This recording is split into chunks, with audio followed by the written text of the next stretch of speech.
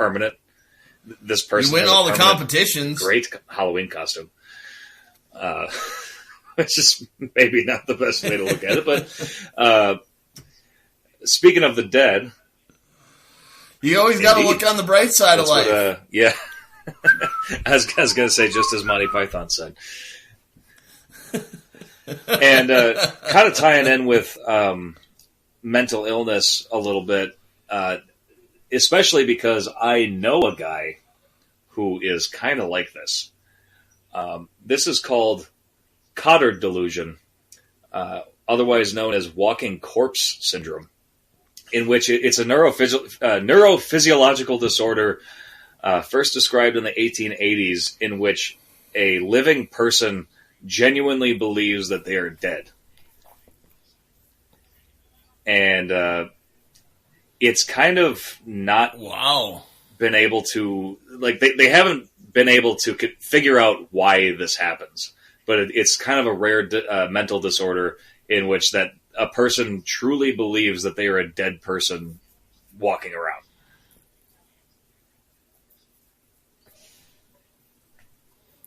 So how does this show itself? Do they think they're a ghost? Do they believe that they can't interact with people, or do they think when they do interact with people it's fake? How does this manifest? Right. Is the question. So I don't know a ton about it. I know that... or maybe, is manifest the right word? Is that the word for, how does it show? I think that's... There was... There's one example. The original singer of the black metal band Mayhem, who went by... I gotta get this right, otherwise I'm gonna piss a bunch of people off.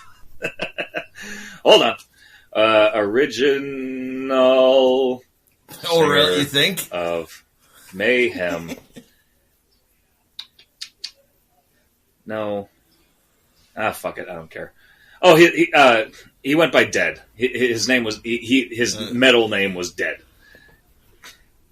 Yeah, you couldn't remember. We're talking about people who fucking. It came to me.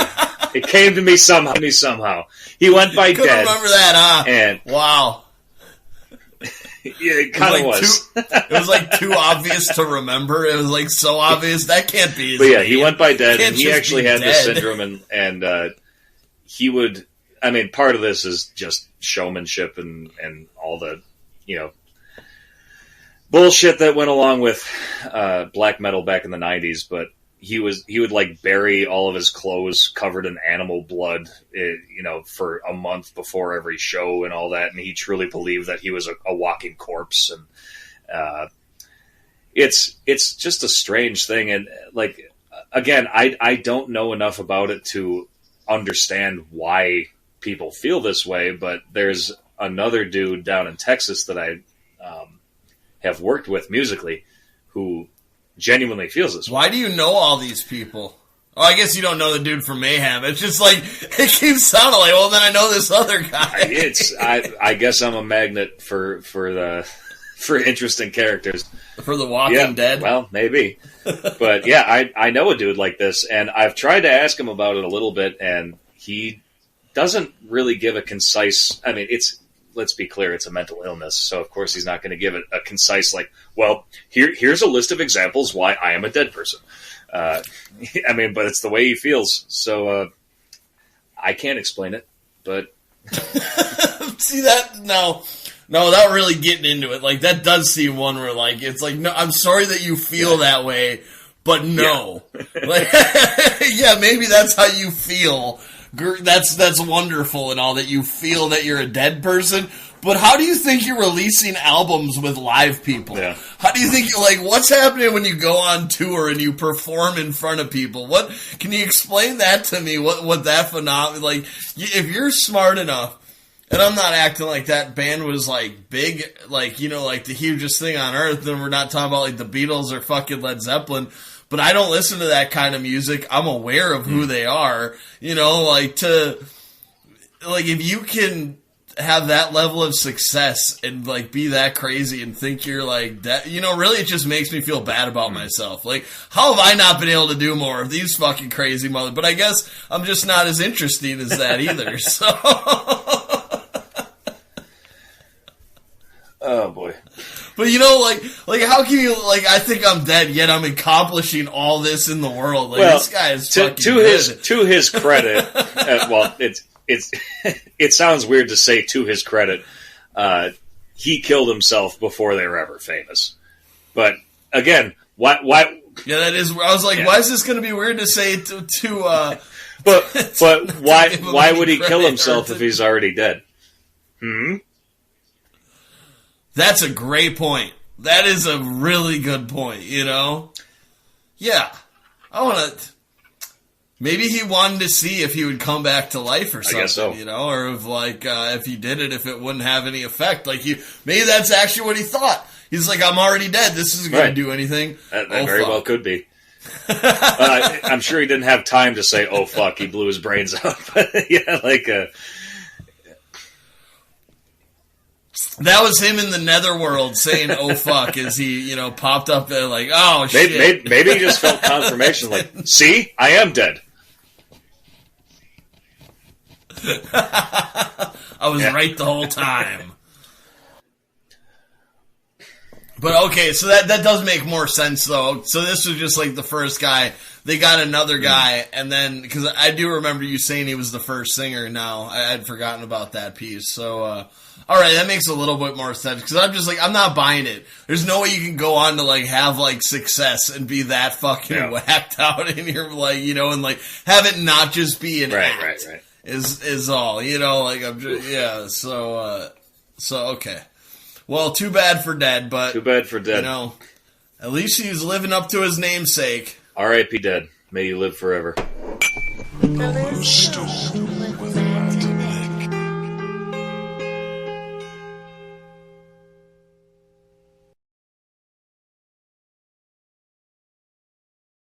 And I've been seeing this commercial pretty frequently on YouTube that finally taught me what coda meant. And of course, you know, that makes me think of immediately the Led Zeppelin album. But so yeah, like obviously you play music. It's a wow, cough out of nowhere. Excuse me, everybody. But yeah, it actually surprises me playing music that you're not familiar with what a coda is. You know that it's a music term, right? Or maybe you do know. Well, now. Maybe I don't know. What the commercial was telling me is that a coda is somebody who was born to two deaf parents, but is not deaf themselves.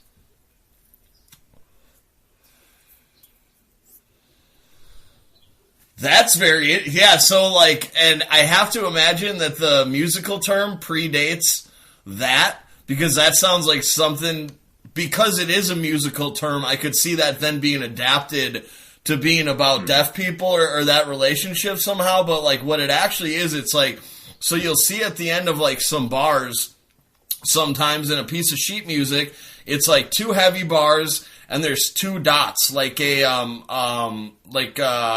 colon, like right before it. And what it means is that you repeat those bars that you just played. And if it's like in the middle of a sheet of music, you'll have like reverse codas, so you know where to go back to. Then you do it one more time. It could even say, I think, and I might actually be confusing tab now because it's been that long since I read sheet music, but I think it'll even have like 4 times. So if you want to replay that same thing, it could have like a coda, you know, and then 4x, you know, to do it 4 times. Saves on printing, really, but it just means repeat this section back over. It's like a restart, refresh. Maybe that means like in the deaf term, not the death. I guess I'm still thinking of our last segment, but in the deaf way. Maybe that's like, okay, so they've brought a child now who can hear. It's like a rebirth of like the hearing to the family or something like that, you know? That would make sense, I guess. That's interesting. I was unaware previously of, because I don't know how to read sheet music. I was someone tried to teach me for a little bit. I kind of got it. I was able to play The Saints Come Marching In with it, but I never really got past that. Oh, yeah. Yeah, it's like one of those things. I mean, it really is just like language where at first, you have to actually sit and think to yourself, like, okay, that's an F, that's an A, whatever, and you have to work through it, but then eventually it gets to the point where it's just second nature, and you're just reading it like you're reading it. So it's like you're reading words, I should say, not reading it like you're reading it. But it's really just a thing about practice so that you can... Now, what I will say, though, is I played trumpet, which is only one note at a time. I've never been able to, even fathom how, a piano player can read, 8 notes at once. But then I guess maybe in that way, they start to just see the pattern. So now you're not even, reading each note eventually. You're just like, oh, that's a G, because I know what a G looks like. And you just know the shape of it on the page or something, But, then it gets different when you add the, the key signatures. And you got to remember if something's, a flat or a sharp, because then that always applies throughout it. But, it's just one of those things, it's not that hard, but it takes a lot of practice. But then as a guitar player, it's completely unnecessary because tabs are just so incredibly efficient. There's no you know what I mean? There's no reason to worry about it playing guitar. With guitar, you end up just learning the core chords, and then obviously there's tons of variants and all that. But essentially, if you know A, B, C, D, F, G, what the hell ever, you can kind of just figure it out from there. I mean, knowing what sounds like what. But yeah, crazy. Yeah, Coda, the more you know. And for anybody else who didn't know, there you have it. Well, if you're listening to this and you're deaf. So for me, this is about all. I was just fucking around. Go ahead. All right. I think we got a good 3-minute chunk we'll have to remember to mark and cut out at the end here. But, I was just going to get into my last topic here. All I really got left on it. And so I'd mentioned Science Friday before.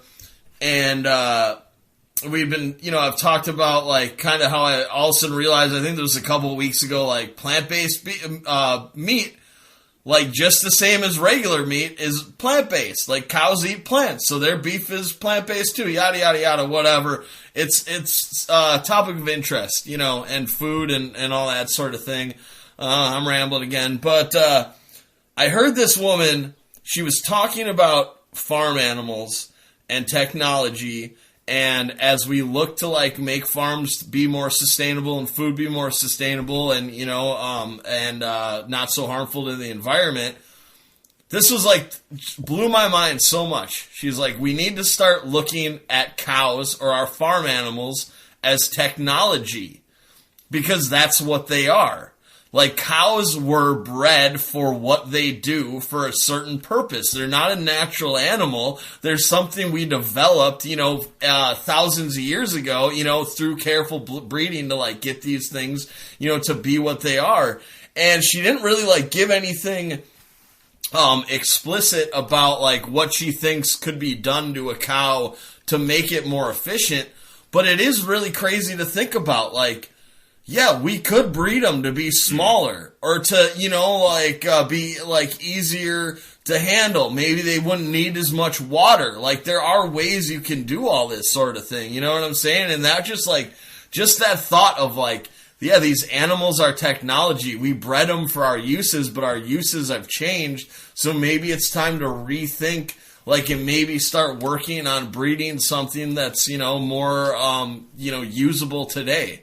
I just thought that was crazy interesting. I mean, I do feel if you were to breed smaller cows, you would just need more of them to keep up with the demand. But all the same... But it could also allow for people with smaller plots of land to grow their own beef, right? So you'd be able to have a lot more smaller farms that people could actually handle it. So you could have more local beef because you wouldn't need such large pastures. Yeah, that's something to think about. That's you caught me off guard with that one. I don't know what to say about that shit. I mean, like you're right. I mean, if you could have